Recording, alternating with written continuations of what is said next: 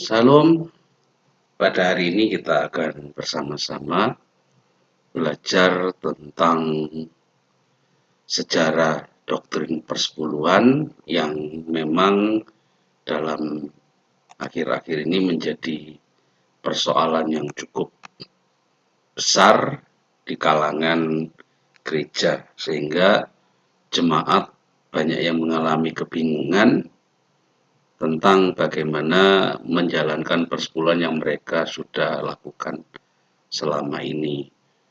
Baik, kita akan belajar bersama Dwi Cahyono sebagai narasumber dengan bimbingan Pendeta Marula sebagai pembimbing dalam pembelajaran pada hari ini.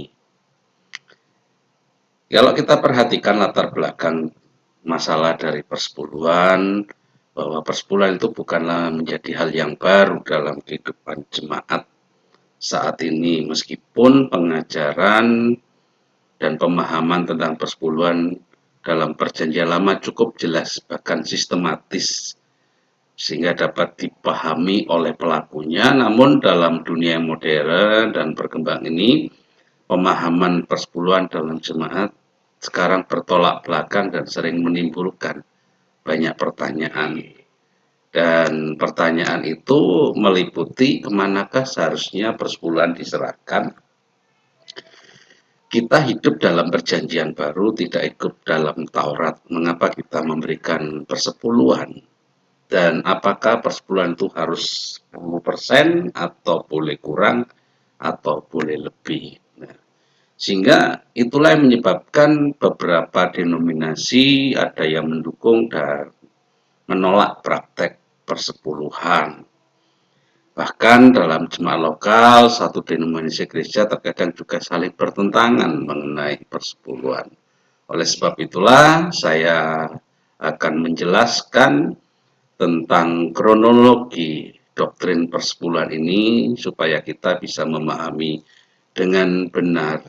Karena persepuluhan merupakan ajaran sebagai simbol rasa syukur kepada Tuhan.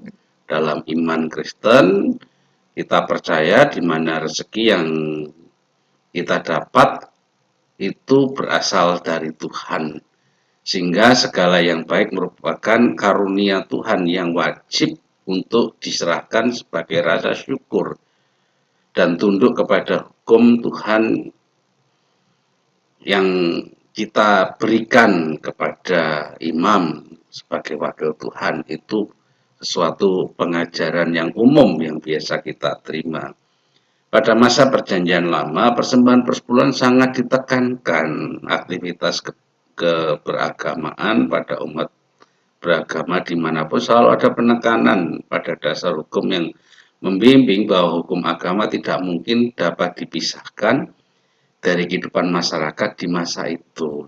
Jadi agama itu sendiri diperlukan dalam kehidupan masyarakat untuk mengatur sesungguhnya pada zaman perjanjian lama. Ajaran persepuluhan pada masa perjanjian lama, Allah memerintahkan dilaksanakan persepuluhan secara wajib sebagai sikap keberagamaan dari suatu bangsa yang merdeka. Sebagai salah satu tercermin sikap beragama yang benar, ibadah secara vertikal setelah sekian lama, mereka terikat di Mesir. Artinya ada opsional, ada satu pilihan yang mereka lakukan untuk melakukan satu tindakan memberikan persembahan kepada Tuhan. Nah, kalau kita lihat definisi perpuluhan menurut berbagai pandangan baik secara umum bahwa persepuluhan itu hasil dari bumi atau pendapatan lainnya yang dibayarkan secara sukarela atau karena paksaan hukum untuk kepentingan lembaga-lembaga keagamaan. Dukungan para imam dan pendeta dan bantuan dari mereka yang membutuhkan ini berdasarkan ensiklopedia Americana. Ini definisi secara umum ya.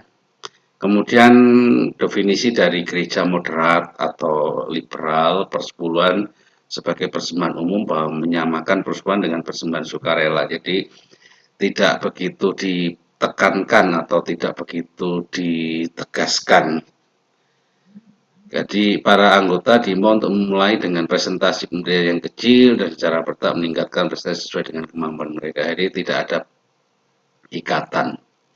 Bagi kalangan gereja konservatif atau fundamental, persepuluhan seperti yang diajarkan di gereja-gereja bahwa persepuluhan mengacu pada 10% dari pendapatan kotor dan merupakan harapan dari semua kelas ekonomi baik kaya maupun miskin, pedagang dan petani. Artinya suatu kewajiban kalau orang fundamental atau konservatif menekankan tentang persepuluhan.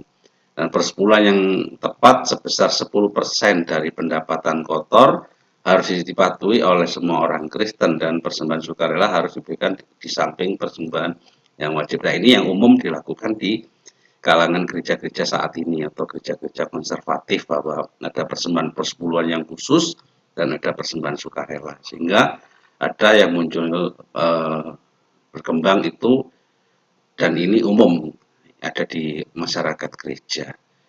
Definisi dari Alkitab yang sempit ya dalam arti pandangan menurut hukum Musa bahwa persepuluhan Alkitab adalah sebuah peraturan hukum yang digunakan untuk memanfaatkan bagi bangsa Israel di bawah perjanjian lama. Persepuluhan penuh diberikan kepada suku Lewi sebagai ganti hilangnya tanah warisan Israel. Kedua karena pengabdian kepada saudara-saudaranya. Jadi ini pandangan Alkitab yang sempit ya. Namun kalau kita perlu memperhatikan lebih jauh bahwa untuk memahami masalah persepuluhan ini maka perlu melihat dari sisi hidup ya dari bangsa-bangsa pada saat itu sebelum meneliti di dalam Alkitab atau kehidupan bangsa-bangsa kuno ya. Karena dalam bahasa Ibrani kata persepuluhan menggunakan kata ma'asar. Ya, ma'asar untuk kata persepuluhan dan istilah mozroh dari bahasa Mesir dan Akkadian lingual French dunia semantik Ezru yang artinya tit atau sepersepuluh yaitu merujuk pada pajak yang jumlahnya sepersepuluh pada zaman Mesopotamia kuno jadi sebelum masa Abraham ada. Dalam tradisi Timur Tengah kuno, angka 10% adalah dasar untuk sistem perhitungan. Pada masa itu, agama-agama kuno di Timur Tengah memberikan persembahan kepada ilahnya dengan memakai perhitungan 1/10. Jadi itu tradisi dari kuno. Dan pada tradisi penyembahan atau agama kuno, jika ada orang yang tengah memberikan miliknya, 1/10 kepada Tuhan atau dewanya masing-masing, maka itu sedang menunjukkan ketaatan total kepada yang disembah, termasuk di Mesopotamia, tempat di mana Abraham berasal.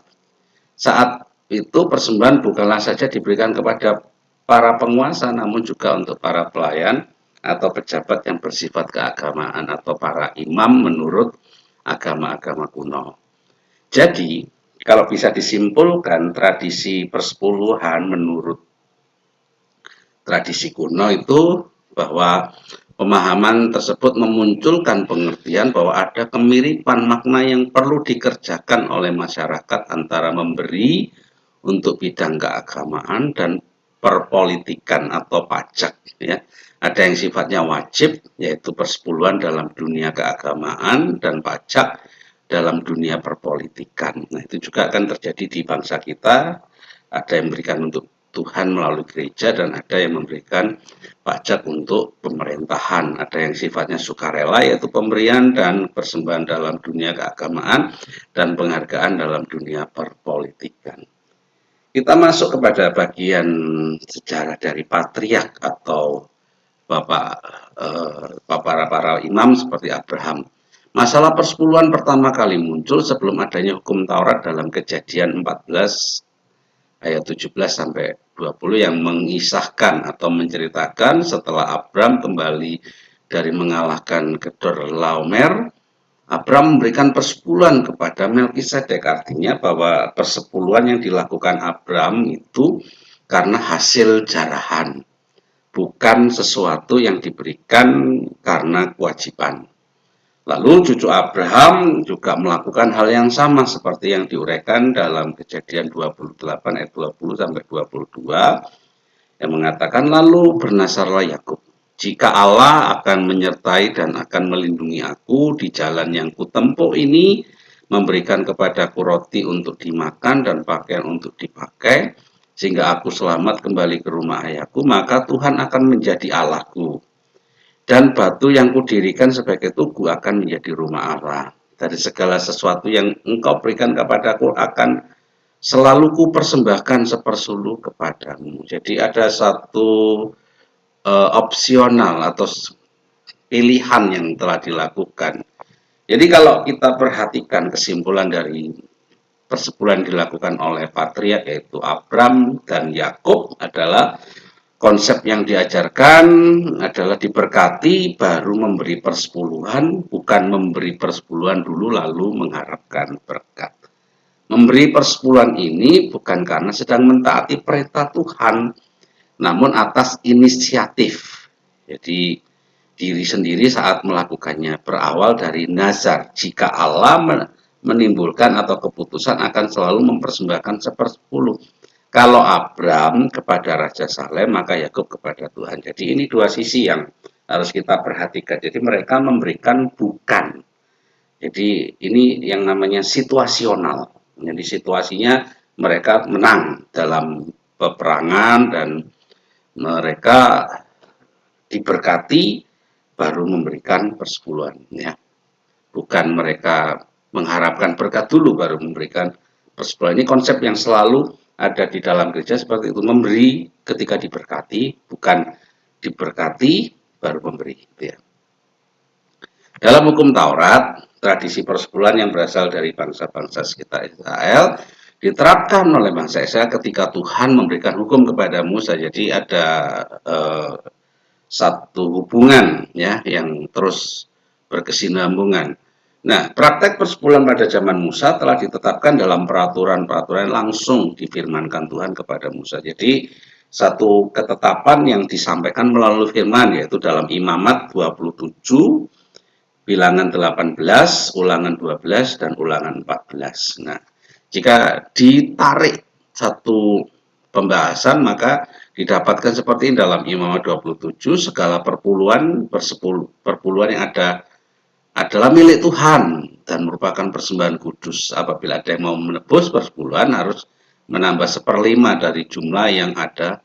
Persembahan dari lembu atau kambing domba diambil dari setiap perhitungan, yang ke-10 tidak boleh ditukar atau dipilih. Jadi ada satu yang namanya ketetapan bahwa persepuluhan itu milik Tuhan dan tidak boleh ditukar atau digantikan. Kalau dalam bilangan bahwa penerima persembahan persepuluhan itu Bani Lewi. Karena apa? Karena mereka tidak mendapatkan tanah pusaka. Nah, jadi mereka persembahan persepuluhan itu dikhususkan. Kalau yang pertama kepada Tuhan, yang kedua kepada Bani Lewi. Kenapa? Mereka dianggap imam yang tidak memiliki pekerjaan. Persembahan persepuluhan dari Ulangan 12 yaitu bahwa dibawa ke tempat Tuhan dari segala suku ke tempat kediamannya. Jadi itu yang bisa kita perhatikan di dalam setiap bagian ini, ya. Apa yang mereka kerjakan itu dikerjakan dibawa ke rumah Tuhan untuk diberkati. Ulangan 14 menyatakan bahwa persembahan persepuluhan harus benar-benar diberikan kepada Tuhan tahun demi tahun. Jadi terus dalam bentuk benih yang tumbuh di ladang, ya, dan sebagainya. Persepuluhan dibawa dan dimakan di hadapan Tuhan. Tujuannya untuk belajar selalu akan Tuhan. Dalam Ulangan 14, apabila Tuhan memberkati segala usaha dan seterusnya, maka harus diuangkan, dibawa ke, ditukar dan ditaruh di rumah Tuhan kembali. Dan supaya ada persediaan makanan di rumah tahun demi tahun dan dilakukan dengan sukacita sehingga seisi rumah mengalami keberkatan. Dan mereka pun mengalami yang namanya berkat Tuhan yang melimpah. Jadi kalau bisa disimpulkan dari Taurat Musa bahwa penerapan persepuluhan bagi bangsa Israel hanya ditujukan kepada Tuhan. Persepuluhan yang merupakan tadinya budaya bangsa lain diubah menjadi budaya bangsa Israel dengan muatan religius dan moral yang sangat tinggi, tujuannya agar bangsa Israel belajar takut dan hormat akan Tuhan. Jadi konsep ini harus kita pegang, bahwa konsep memberikan itu karena hormat, takut akan Tuhan dan rasa syukur, ya, sehingga ada kesediaan makanan dan persepuluhan itu juga dipakai untuk kebutuhan yatim piatu, janda, dan orang-orang yang berkekurangan, dan juga para imam yang melayani di bait suci menurut hukum Musa. Dalam kitab Maleakhi tentang persepuluhan itu adalah menceritakan akan kegagalan atau ketidaktaatan bangsa Israel kepada Allah, dan mereka justru malah mempertanyakan akan kesetiaan Tuhan. Memang dalam kitab Maleakhi ini kondisi yang terjadi karena mereka hidup dalam masa pembuangan dan masa transisi, mereka kembali, dan artinya mereka hidup dalam kemiskinan. Bangsa Israel tidak melakukan persepuluhan dan juga dengan tegas menggunakan istilah merampok Allah dalam Maleakhi 3 ayat 8. Tanda ini juga sudah menjadi kebiasaan atau profesi mereka, yaitu merampok hak milik Tuhan. Nah, ini pasti ada latar belakangnya dalam kitab Maleakhi ini semua karena sikap apatis bangsa ya, karena mereka diperhadapkan dengan berbagai kesulitan hidup, khususnya kesulitan ekonomi juga yang menjadi alasan mereka tidak memberikan persepuluhan. Jadi situasinya yang menyebabkan mereka tidak memberikan persepuluhan, mereka tidak menyadari bahwa kesulitan ekonomi yang mereka hadapi pada saat itu justru disebabkan oleh karena ketidaktaatan mereka pada ketetapan Tuhan. Artinya memang keadaan mereka, kemiskinan mereka itu karena mereka sedang tidak taat akan Tuhan. Dalam Maleakhi 3:10 Allah memerintahkan kepada bangsa Israel agar mereka kembali melakukan persepuluhan dalam mereka abaikan. Persepuluhan yang dibawa tidak boleh hanya sebagian atau tidak utuh, karena dengan demikian menipu Allah. Karena persepuluhan adalah persembahan kepada Allah untuk hambanya kaum Lewi. Dalam memberikan persembahan persepuluhan dalam rumah perbendaharaan, fungsi rumah perbendaharaan merupakan bagian yang vital dari keperluan perlengkapan dalam ibadah orang Ibrani. Itulah sebabnya ketaatan orang Israel dalam memenuhi rumah perbendaharaan adalah merupakan wujud ketaatan mereka kepada Allah. Wujud ketaatan kepada Allah. Jadi secara tidak langsung persembahan persepuluhan yang dibawa ke rumah perbendaharaan terkait dengan berkat dari Allah sebagai milik segala sesuatu, sehingga rumah perbendaharaan yang penuh mengindikasikan berkat Allah yang melimpah.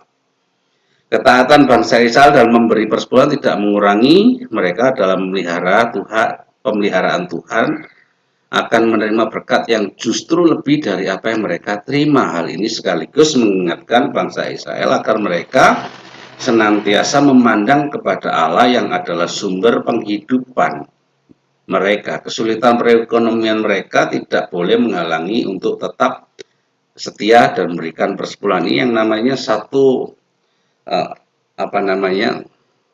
tindakan bukan kewajiban tapi opsional, pilihan, ya, atau situasional. Jadi kitab Maleakhi merupakan kitab yang mencirikan tentang kisah umat Allah yang mengalami kegagalan, bahkan kegagalan dalam mewujudkan ketaatan kepada Allah. Jadi kalau bisa diperhatikan bahwa ada sesuatu yang salah dalam penerapan dalam kitab Maleakhi. Namun ajaran memberi persembahan persepuluhan adalah mengembalikan posisi bangsa Israel kepada iman serta kesetiaan kepada Allah yang merupakan sumber berkat bagi kehidupan. Jadi dalam kitab Maleakhi ini bisa dikatakan ada kondisi mereka tidak memberikan karena memang mereka mengalami kesulitan ekonomi. Situasinya seperti itu, sehingga ketika mereka memberikan persepuluhan itu adalah opsional. Nah, dalam perjanjian baru Yesus secara jelas juga mengajarkan persepuluhan meskipun tidak secara langsung, karena Yesus tidak mungkin membatalkan hukum Taurat dan melarang pemberian persepuluhan baik oleh Kristus maupun rasul-rasul. Selama Yesus hidup dan melayani masa hidupnya, ia taat hukum Taurat. Seperti dalam Galatia 4 ayat 4 sampai 5. Meskipun secara spesifik tidak ada ayat yang menyebutkan bahwa Yesus memberikan persembahan persepuluhan bukan berarti penulis Injil mengesampingkan pentingnya persepuluhan. Namun dalam pelayanan Yesus pada masa Perjanjian Lama, persepuluhan sebagai kewajiban yang mengikat dalam hukum Taurat itu masih berlaku. Dan kalau Yesus secara implisit tidak mengajarkan persepuluhan, tapi melegitimasi persepuluhan pada masa hidupnya. Ya, seperti yang dikatakan oleh John Wesley, dalam hal itu Yesus telah menyatakan tentang persepuluhan dan dengan demikian halnya memberikan persepuluhan kepada Tuhan disahkan oleh Tuhan Yesus sendiri. Dan persepuluhan yang dinyatakan oleh Paulus pada masa Perjanjian Lama adalah seorang yang melayani di altar. Artinya persembahan persepuluhan itu bagi Paulus tidak ditiadakan seperti dalam 1 Korintus 9 ayat 13 sampai 14. Bagi Yesus, Paulus ingin menyampaikan bahwa teks ini memberikan pengertian tentang persepuluhan, namun dalam frasa mereka yang melayani dalam tempat kudus secara tegas merujuk kepada pelayan suku dan para imam, artinya para pengabar Injil. Dalam praktek keagamaan Yahudi maupun kafir, mereka yang bekerja dalam pelayanan di tempat kudus menerima upah dari tempat kudus. Bilangan 18. Ya, berdasarkan perintah tersebut maka bisa disimpulkan bahwa dalam konteks persepuluhan di Perjanjian Baru, Tuhan Yesus sendiri yang menetapkan prinsip pemberian persepuluhan, dan Rasul Paulus hanya mengafirmasinya kembali berdasarkan prinsip yang disamakan dengan prinsip pemberian persepuluhan dalam hukum Taurat itu, persepuluhan yang diberikan kepada suku Lewi dan para imam.